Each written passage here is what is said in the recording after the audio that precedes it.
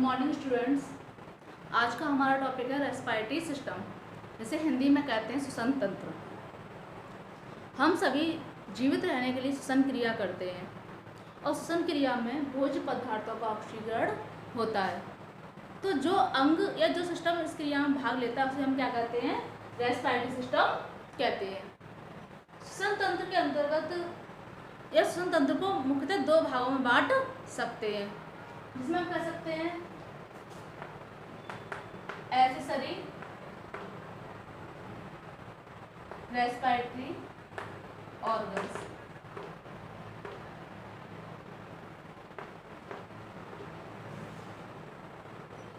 ठीक है, पहला जो है वो हमारा क्या है? एक्सेसरी रेस्पिरेटरी ऑर्गन्स, जिन्हें हम कहते हैं सहायक श्वसन अंग।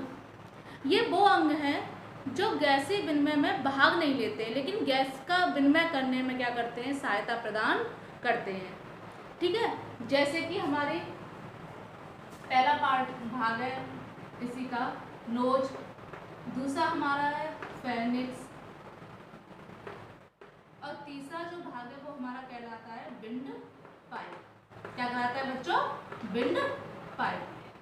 हिंदी में देखें तो नोज को नासिका कहते हैं, फेनिक्स को ग्रसनी कहते हैं और विंड पाइप को श्वास नली कहते हैं। तो आप देख रहे होंगे हमारे मुख पर सामने की ओर एक नासिका होती है, जो नासा पट द्वारा दो भागों में बटी रहती है। ये नासा छिद्र द्वारा क्या होता है? अंदर की ओर खुलती है। नासिका में श्लेष्म और छोटे छोटे रोम पाए जाते हैं, जो बाहर से आने वाली गंदगी को अंदर जाने से रोकते हैं। इसी तरह दूसरा हमारी बात आती है फेनिक्स पर। ग्रसनी क्या है? तो आपने देखा है जो हमारी नासिका है वो आगे आके ग्रसनी में खुलती है। ग्रसनी में ग्रास नली अर्थात कहते हैं आइसोफेगस और श्वास नली विंड पाइप दोनों ही पाई जाती है, दोनों ही खुलती हैं। जब हम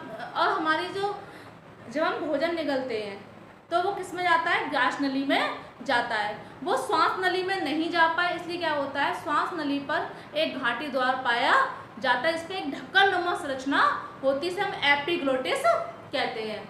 जब हम भोजन करते हैं तब भोजन करते समय जब भोजन अंदर जाता है तो श्वास नली पर या श्वास नली के वो घाटी द्वार पर क्या हो जाता है? वो ढक्कन लग जाता है, जिसके कारण क्या है? भोजन ग्रास नली में ही जाता है, श्वास नली में नहीं जाता है। आगे जाकर श्वास नली, तो आपको चित्र में दिखाई दे रही होगी, ये जो हमारे लंग्स का चित्र है और लंग्स के ऊपर जो हमें जो चौक पड़ा रहे हैं वो हमारी क्या है? श्वास नली। क्या है? श्वास नली। क्या है बच्चों? श्वास नली, या इसे इंग्लिश में विंड पाइप कहते हैं। ये हमारे वक्ष स्थल से होते हुए आगे दो भागों में बट जाती है। जैसे देखा है, इसे हम क्या कहते हैं? प्रत्येक भाग को श्वसनी या ब्रोंकियाई कहते हैं। ठीक है, तो आपको समझ आएगा श्वास नली हमारे वक्ष गुहा से होती हुई क्या होती है? आगे जाकर दो भागों में बट जाती है, इसे हम श्वसनी कहते हैं। फिर हमारा आता है मेन ऑर्गन्स। क्या हो गया? Main respiratory organs.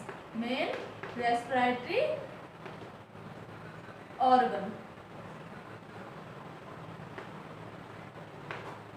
मुख्य श्वसन अंग। पहले वाले जो हमने पढ़ाए थे वो हमारे क्या थे? सहायक श्वसन अंग, और ये हमारा क्या है? मुख्य श्वसन अंग। मुख्य श्वसन अंग के अंतर्गत क्या आते हैं? फेफड़े आते हैं। तो आपने देखा ये क्या हमारी फेफड़ों की संरचना है। तो श्वसनी है वो अपनी अपनी साइड के फेफड़ों में जाकर क्या होती है? कई सारे भागों में बट जाति से क्या आपको दिखाई दे रही है, वो कई सारे भागी क्या कहलाते हैं? श्वसनिकाएं या ब्रोंकियोल कहलाते हैं। अब बात आती है फेफड़े। हमारे शरीर में दो फेफड़े पाए जाते हैं, दायां फेफड़ा और बायां फेफड़ा।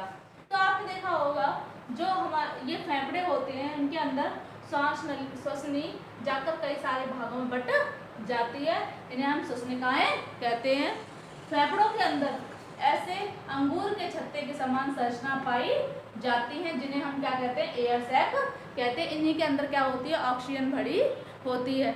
इनके ऊपर, किसके ऊपर? फेफड़ों में रुधिर केशिकाओं का, किसका? रुधिर केशिकाओं का जाल पाया जाता है। इसमें ऑक्सीजनित कह सकते हैं, बिना ऑक्सीजन या अशुद्ध रुधिर आता है और वायु कोश से ऑक्सीजन प्राप्त करके शुद्ध हो जाता है। तो आपको समझ में आ गया होगा कि हम रेस्पिरेटरी सिस्टम क्या है। रेस्पिरेटरी सिस्टम के अंतर्गत हमने दो भाग बताए थे, ऐसा रेस्पिरेटरी ऑर्गन जिसके अंतर्गत हमारी नासिका और ग्रसनी और श्वास नली आती है। मुख्य श्वसन के अंतर्गत हमारे क्या आते हैं, श्वसन के अंतर्गत फेफड़ा आता है। फेफड़े का ही मुख्य काम है श्वसन क्रिया में। फेफड़े क्या होते हैं, हमारे शरीर में दो होते हैं और फेफड़ों के चारों ओर जो आवरण पाया जाता है उसे फुफ्फुस आवरण कहते हैं। फुफ्फुस और फेफड़े की जो दोनों आवरणों के बीच जो गुहा होती है फुफ्फुस गुहा कहलाती है। इसके अंदर तरल भरा रहता है, इसे फुफ्फुस तरल कहते हैं। फेफड़ों के अंदर श्वसनिकाओं का जाल फैला रहता है, उसके अंदर अंगूर के छत्ते के समान संरचनाएं पाई जाती है, इन्हें हम एयर सैक कहते हैं। इन्हीं के अंदर क्या पाई जाती है, ऑक्सीजन पाई जाती है। Thank you.